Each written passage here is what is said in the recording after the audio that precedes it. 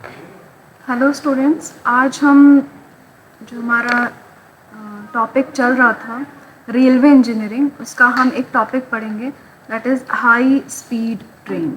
High speed train जो कि हम आजकल सुन रहे हैं कि हमारे यहाँ पे हाई स्पीड ट्रेन्स आने वाली हैं, तो उनको हम जैसे कि हम सुन रहे हैं कि हमारे यहाँ पे बुलेट ट्रेन्स आने वाली हैं, या फिर बुलेट ट्रेन कहाँ से कहाँ तक जाएगी, बुलेट ट्रेन होती क्या है, कैसे वर्क करती है, हम उसका ट्रैक कैसे डिज़ाइन करते हैं। तो इन सारी ट्रेन्स को हम कहते हैं हाई स्पीड ट्रेन। अब सबसे पहले हम डेफिनेशन पे आते हैं। What are the high speed railways and what do you understand by high speed railways. इसका मतलब है कि it in general it does not have any clear definition. उनकी कोई क्लियर डेफिनेशन नहीं है, बस एक ये ऐसी ट्रेन्स को रेफर करता है that travels significantly faster than the traditional rail traffic. जो नॉर्मल ट्रेन हमारी होती हैं, जैसे सुपर फास्ट है या फिर राजधानी है, शताब्दी है, ये जो नॉर्मल हमारी ट्रेडिशनल रेलवे ट्रैफिक होता है, इनसे ये थोड़ा सा ज़्यादा तेज़ चलती हैं। It use an integrated system, ये एक इंटीग्रेटेड सिस्टम यूज़ करते हैं टू ट्रैवल। इतनी स्पीड को मेंटेन करने के लिए ये एक इंटीग्रेटेड सिस्टम यूज़ करते हैं। उसके बाद while there no single standard that applies world wide, कोई एक सिंगल स्पीड लिमिट नहीं है। हम कह दें कि 210 किलोमीटर पर आवर की स्पीड है तो ये हाई स्पीड ट्रेन है, कोई कह देता है 300 किलोमीटर पर आवर की स्पीड है तो वो हाई स्पीड ट्रेन है। तो उसका कोई एक सिंगल स्टैंडर्ड नहीं है वर्ल्ड वाइड, बट कोई भी हमारी ट्रेन जो कि 250 किलोमीटर पर आवर या फिर उससे ज़्यादा की ट्रेन, ज़्यादा की स्पीड से कोई भी ट्रेन ट्रैवल करती है तो उसको हम हाई स्पीड ट्रेन की कैटेगरी में लाते हैं। ठीक है। लो स्पीड ट्रेन की कैटेगरी होती हैं जिनकी स्पीड 160 किलोमीटर पर आवर से थोड़ी सी कम होती है। सबसे पहले जापान में हुई थी 1964 में हाई स्पीड ट्रेन्स की, जिनको हम बुलेट ट्रेन के नाम से भी जानते हैं।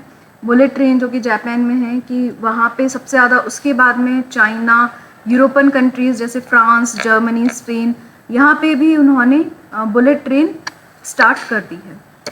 जो इनका अगर हम देखें कि कैसे ये शुरुआत हुई, कैसे ये बननी स्टार्ट हुई, तो सबसे पहले 1899 में जर्मन इंजन्स बनाए गए थे जो कि बहुत एक हाई स्पीड पे चलते थे।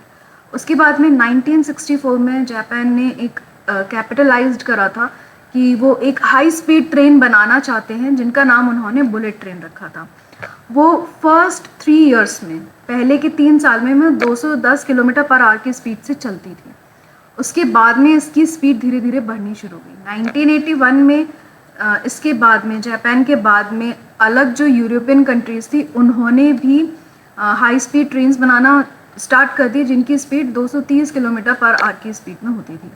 अब इनके क्या क्या फीचर्स होते हैं, हम कह तो रहे हैं हाई स्पीड रेलवे है, हाई स्पीड ट्रेन है, इनके क्या क्या फीचर्स होते हैं। सबसे पहला होता है नो लेवल क्रॉसिंग। इसका मतलब कि वो एक ही लेवल पे चलते हैं, उसमें कोई ग्रेड क्रॉसिंग, कोई ट्रैफिक सिग्नल या फिर ट्रैफिक एरिया नहीं होता है कि जहाँ पे रोड और रेलवे ट्रैक आपस में क्रॉस कर रहे हैं, ऐसा कोई एरिया नहीं होता है जहाँ पे वो बंद कर देते हैं ट्रेन को। कभी कभार कोई अपनी साइकिल और इधर से लेके ट्रैक करता है तो कोई भी मिस हैपनिंग हो सकती है, इसलिए यहाँ पे कोई भी लेवल क्रॉसिंग हम नहीं रखते हैं।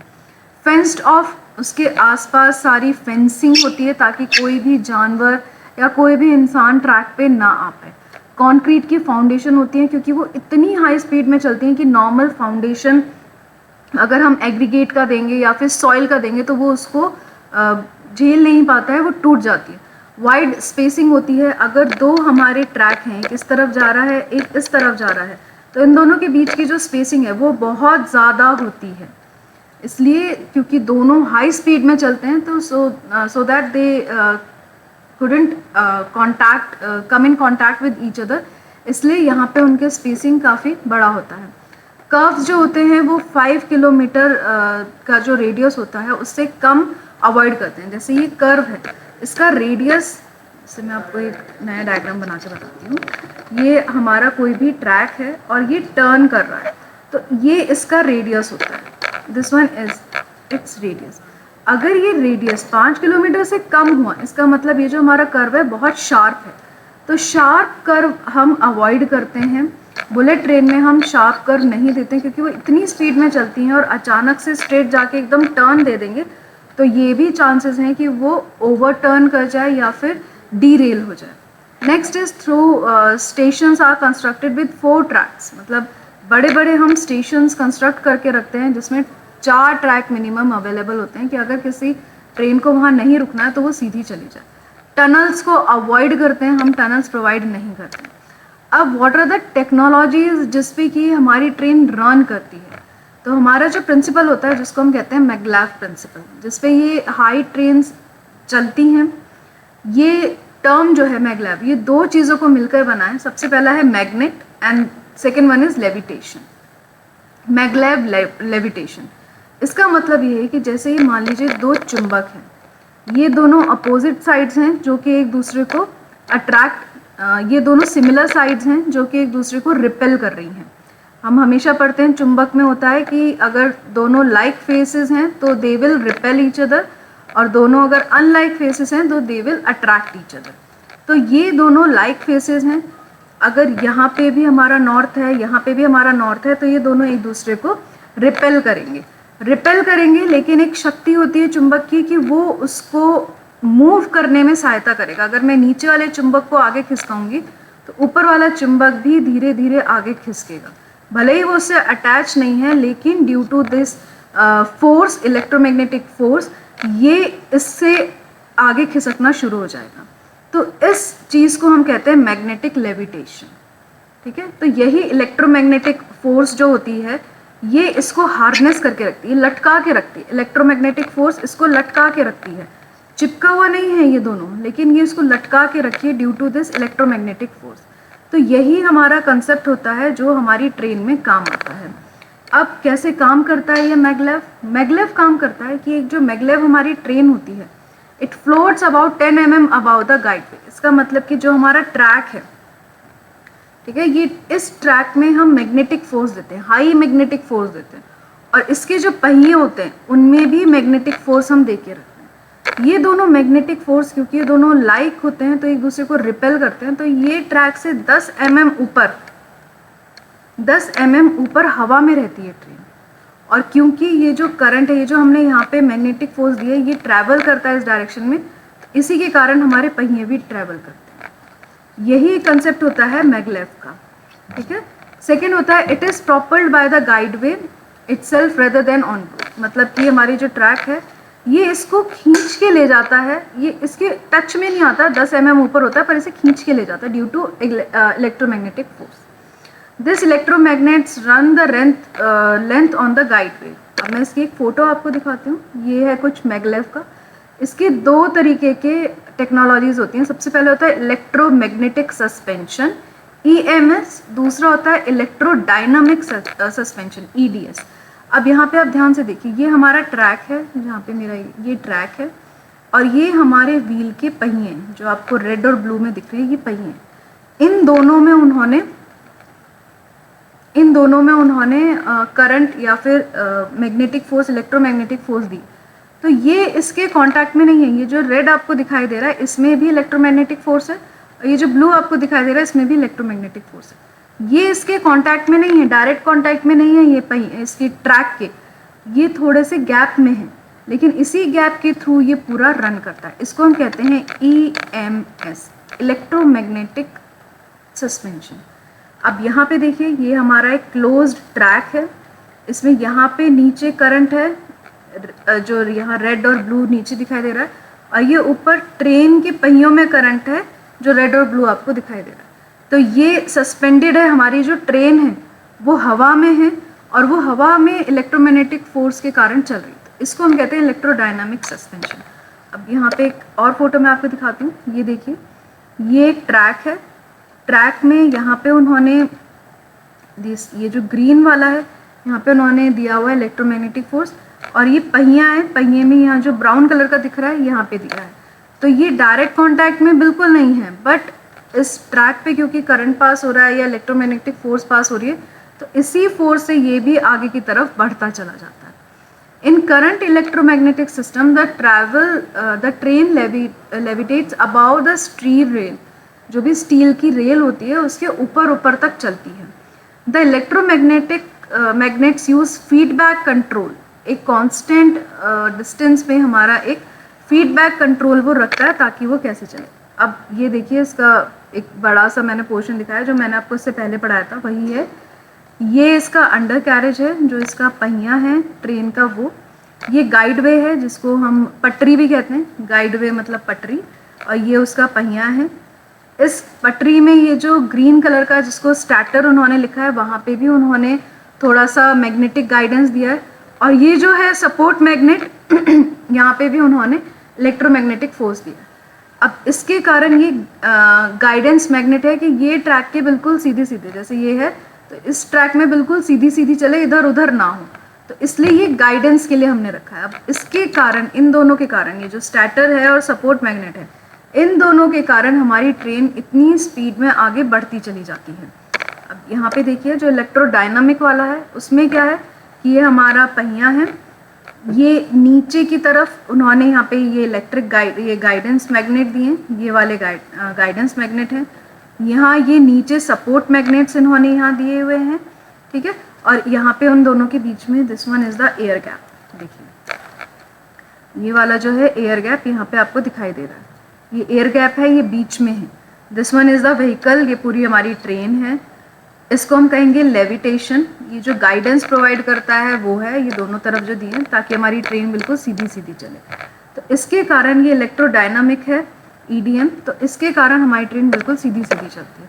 अब इसमें देखिए लेविटेशनल जो टेक्निक्स हैं, या तो ऐसे चलेंगी, इलेक्ट्रोडायनामिक वो थोड़ी सी हवा में उठी हुई हैं, यहाँ पे भी करंट है, या जहाँ आपको येलो येलो पोर्शन दिखाई दे रहा है ये पूरा हमारा मैग्नेटिक लेविटेशन का फोर्स है। यहाँ पूरे में उन्होंने मैग्नेटिक करंट दिया हुआ है जिसके कारण हमारी ट्रेन ट्रैवल कर रही है।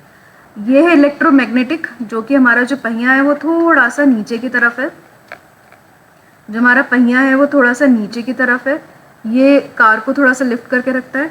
और ये है इंडक्ट ट्रैक, ये ट्रैक उन्होंने बना दिया है, ट्रैक में उन्होंने पहियों में दे दिया है। यहाँ पे अगर आप ध्यान से देखें तो यहाँ पे व्हील्स हैं दोनों तरफ, तो व्हील्स में उन्होंने मैग्नेटिक लेविटेशन दिया है जिसके कारण वो चलता है। तो ईएमएस होता है और ईडीएस होता है। नेक्स्ट इलेक्ट्रोडायनामिक सस्पेंशन, जैसे मैंने आपको बताया ईडीएस होता है, ये पहिए के बिल्कुल ट्रैक नीचे की तरफ होता है और उसके ऊपर जो हमारी ट्रेन होती है वो थोड़ी सी सस्पेंडेड होती है। अब इसके क्या क्या एडवांटेजेस हैं, क्यों हम अपना एक हाई स्पीड ट्रेन यूज़ करते हैं। सबसे पहला एडवांटेज है कि रिडक्शन इन ट्रैवल टाइम। यहाँ से यहाँ तक पहुँचने में जहाँ आपको 12 घंटे लगते थे, वो अब आप केवल 3 या 4 घंटे में पहुँच जाते हैं, तो ये आपका टाइम बचाता है। दूसरा, fast accessibility to urban centres. आपको एक जगह से दूसरी जगह जाना है तो ज़्यादा वेट नहीं करना पड़ेगा, बहुत जल्दी एक जगह से दूसरी जगह पहुँच सकते हो। दूसरा है cope up higher demand for passengers. अगर बहुत कम टाइम लगेगा एक जगह से दूसरी जगह जाने में, तो उतने ही लोग बढ़ते चले जाएंगे क्योंकि लोगों के पास टाइम की कमी है।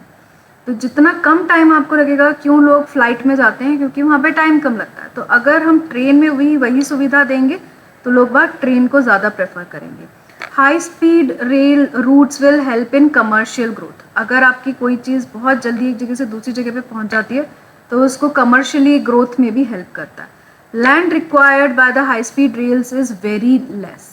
इसका मतलब कि आपके पास जो ज़मीन चाहिए होती है वो बहुत कम चाहिए होती है, क्योंकि बहुत कॉम्पैक्ट बन जाता है इसका पूरा ट्रैक।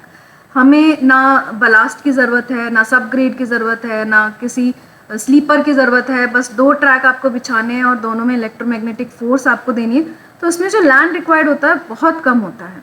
तो इसलिए हमारा जो इन्वायरमेंटल इम्पैक्ट है वो भी रिड्यूस हो जाता है। Next is it is energy efficient. ये बहुत ज़्यादा एनर्जी एफिशिएंट होते हैं, क्योंकि जो नॉर्मल हमारी ट्रेन्स होती है उसमें हम कोल या फिर हम वुड यूज़ करते हैं, डीजल यूज़ करते हैं, पेट्रोल यूज़ करते हैं, तो उससे वो एनर्जी बचती है। इसमें सिर्फ इलेक्ट्रोमैग्नेटिक फोर्स की ज़रूरत है। अब क्या क्या डिसएडवांटेजेस हैं। Huge investment. एक बुलेट ट्रेन बनाने में आपको करोड़ों खरबों रुपए लगते हैं। इतने पैसों में तो आप 2 स्टेट्स के बीच में अच्छे से ट्रैक डेवलप कर सकते हैं। Next, economic factor, balance of income and outgoing. जितने लोग उसमें ट्रैवल कर रहे हैं और जितना रेवेन्यू उससे जनरेट हो रहा है, उतना रेवेन्यू से हमारी पूरी ट्रेन का मेंटेनेंस हो सकता है या नहीं, ये आपको चेक करना पड़ेगा। देन टेक्नोलॉजिकल फैक्टर है, जैसे कि ट्रेन्स के लिए टेक्नोलॉजी, ऑपरेशंस, ज्योमेट्रिक चेंजेस चाहिए होंगे, आप उसमें टनल्स प्रोवाइड नहीं करा सकते हो, आप उसमें ग्रेड सेपरेशन प्रोवाइड नहीं करा सकते, तो इन सब चीज़ों के लिए आपको ट्रैक बहुत अच्छे से डिज़ाइन करना पड़ेगा। Then high running and maintenance cost, उसका जो मेंटेनेंस कॉस्ट है वो बहुत ज़्यादा होता है। देन सेफ्टी कंसिडरेशन, बहुत ज़्यादा सेफ्टी की ज़रूरत होती है, क्योंकि एक बार अगर हमारी ट्रेन ट्रैवल करना शुरू कर देती तो to apply brakes is very difficult. Then high cost of journey, कि एक जगह से दूसरी जगह जाने में जो हमारे कॉस्ट, जो हमारी नॉर्मल ट्रेन्स में जो टिकट आता है वो 300 या 400 रुपये का टिकट आता है, अगर आप बुलेट ट्रेन में ट्रैवल करेंगे तो वो 3000 तक का टिकट आ सकता है, तो उसका कॉस्ट ऑफ जर्नी बहुत ज़्यादा होती है। ठीक है, next high speed trains in India. India में जो हाई स्पीड ट्रेन्स बन रही हैं, हाल फिलहाल इंडिया में सेमी हाई स्पीड ट्रेन है जो कि 160 किलोमीटर पर आवर की स्पीड से चल सकती हैं। It is between New Delhi to Agra. अभी हमारा गोल है कि हम इसको 160 को 200 किलोमीटर पर आवर की स्पीड में चेंज करें। हम बुलेट ट्रेन बनाना हमारा प्लान्ड है, हम उसके ऊपर काम भी कर रहे हैं। जो हमारा प्रपोज्ड रूट है बुलेट ट्रेन का वो है अमृतसर, दिल्ली, देन आगरा, पटना, यहाँ पे हावड़ा से हल्दिया, फिर अहमदाबाद से Mumbai, and then Chennai, Bangalore and Thiruvananthapuram. तो ये हमारा कुछ प्रपोज्ड रूट है। हमारा एक डायमंड क्वाड्रेटरल बन रहा है जब हम एक अपना रूट डिसाइड कर रहे हैं फॉर अवर बुलेट ट्रेन। ऐसा कुछ ये बन रहा है क्वाड्रेटरल। ये देखिए, दिल्ली से मुंबई, मुंबई से चेन्नई, देन कोलकाता, इसमें बीच में सारी सिटीज़, मेजर सिटीज़ हमारे कॉन्टैक्ट में। उसका जो गेज है वो ब्रॉड गेज रहेगा, 1.676 मीटर में रहेगा। स्पीड उसकी 250 से 350 किलोमीटर पर आवर तक रहेगी, और उसकी टोटल लेंथ 6500 से 7000 किलोमीटर तक हो सकती है। ये 4 मेजर जो हमारी सिटीज़ हैं, मेट्रो सिटीज़, उनको कनेक्ट कर रहा है। नेक्स्ट, जो हमारी इकोनॉमिक कंसिडरेशन है, जो हमारा पूरा एक बुलेट ट्रेन का ट्रैक जो बन रहा है, उसकी जो कीमत है वो 70 से 100 करोड़ कम से कम है।